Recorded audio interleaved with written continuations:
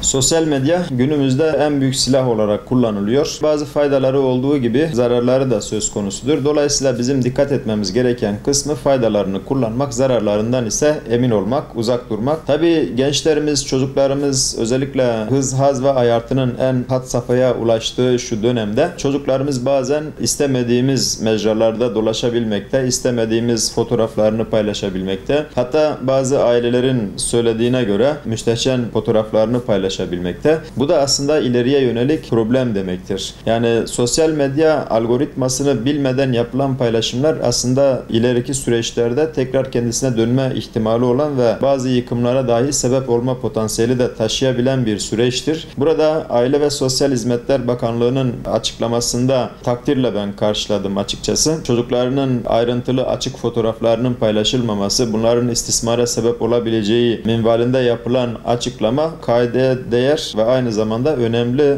ve süreç anlamında da doğru bir zamanda yapılmış bir açıklamadır. Bu anlamda bakanlığı tebrik etmek gerekiyor. Bir örnek verecek olursak sosyal medya mecralarından olan Facebook bazen tutuyor size ta yıllar öncesindeki bir fotoğrafınızı, bir paylaşımınızı tekrar gündeme getirebiliyor. Yıllar önce şunu paylaşmıştın tarzında. Bu da bize şunu gösteriyor. Aslında sosyal medya mecralarında hiçbir şeyin kaybolmadığını bize kanıtlıyor. Yapay zeka uzmanı arkadaşımla konuştuğumda şunu söylemişti. Hocam sizin paylaştığınız hiçbir şey kaybolmuyor. Mutlaka bir yerde duruyor. Bu anlamda birbirimize fotoğraf gönderirken de çocuklarımızın, kız çocuklarımızın özellikle söylüyorum. Fotoğraflarını birbirimize, karı koca dahi birbirine gönderirken dikkat etmesi gerekiyor. Farklı halleriyle çekilen fotoğraflarını gönderen anne babalara kadar şahit oluyoruz. Burada şuna dikkat etmek gerekiyor. Bugün için değil sadece. Çocukların istikbaliyle de oynama ihtimalleri vardır. İki yönden bakmamız gerekiyor bir olaya. Bir, tesirsiz olan bir insanla kimsenin uğraşacağı bir durum söz konusu değildir. Ama yarın öbür gün iyi bir makama geldiği takdirde, iyi bir mevkiye geldiği takdirde insanlar onun olumsuz yönlerini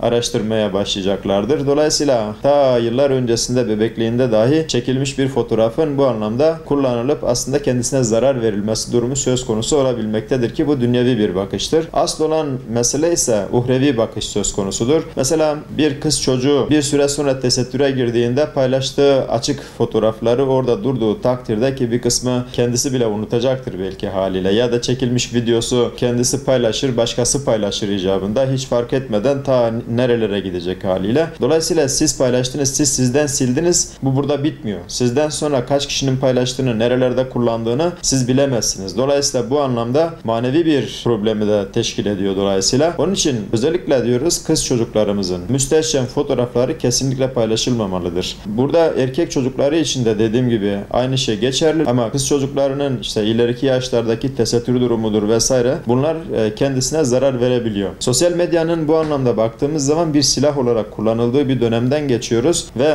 en büyük savcı, en büyük hakim tesir anlamında söylüyorum şu anda sosyal medyadır. İstediği gibi yargılıyor, istediği gibi hapsediyor, itibarsızlaştırma tarzında çok ciddi anlamda operasyonlar çekebiliyor. Dolayısıyla bu yönden baktığımız zaman sosyal medyayı böyle hafife alacak bir dönemde değiliz. Süreç anlamında boşanmalara dahi sebep olduğunu görüyoruz. Yapılan çalışmalarda da baktığımız zaman ki gözlemlerimizde de söz konusudur. Geçmişte yaşantılarından dolayı evlilik hayatlarının sonlanan insanları biliyoruz dolayısıyla. Onun için burada aile sisteminin bu anlamda şahsiyet üzerine bina edilmesi sebebiyle de şahsiyeti inşa eden aileyi inşa eder, aileyi inşa eden medeniyeti inşa eder. Dolayısıyla şahsiyetin zarar görmesi bu anlamda medeniyetin zarar görmesidir. Mümkün olduğu kadar anne babalar bilinçli olması gerekiyor. Sosyal medyayı olması gerektiği kadar medya okuryazarlığını da öğrenerek dengeli bir şekilde kullanması gerekiyor.